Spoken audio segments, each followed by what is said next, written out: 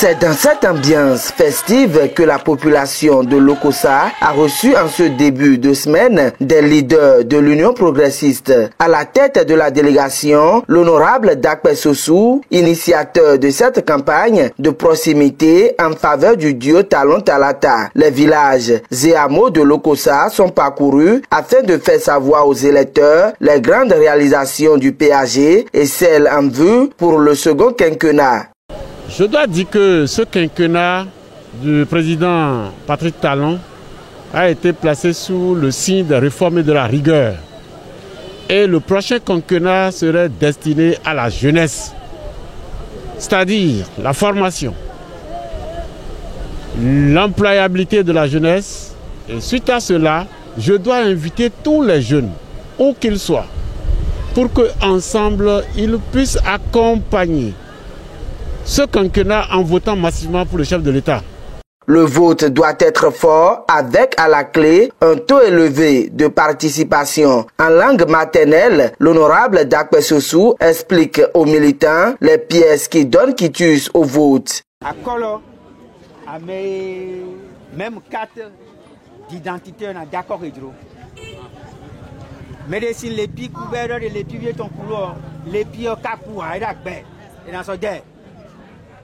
Pour un chaos retentissant du duo Talon Talata, l'accent est mis sur les sages et femmes des différentes localités de Lokossa. Toute élection a pour base le vote des femmes. C'est pour ça que nous avons choisi spécialement rencontrer ces dames pour leur donner l'information qu'il faut. Les dames de Koudo, nous avons rencontré les sages de Koudo. Le même exercice a été fait à Gamin.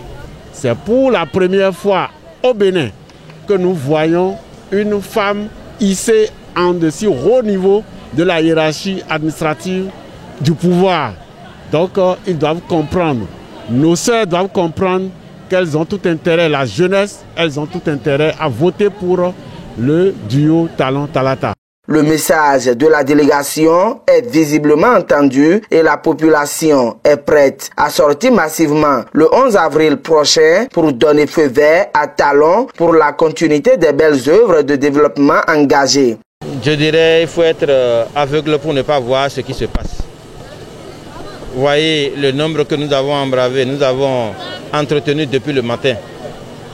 C'est la preuve qu'elles ont reçu l'information.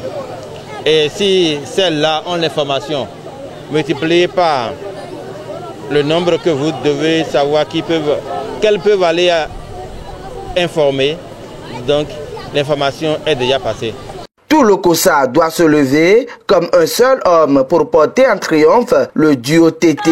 Dakpe Sossou compte continuer sa tournée de persuasion afin que le 11 avril soit une journée de fête en l'honneur du président candidat Patrick Talon.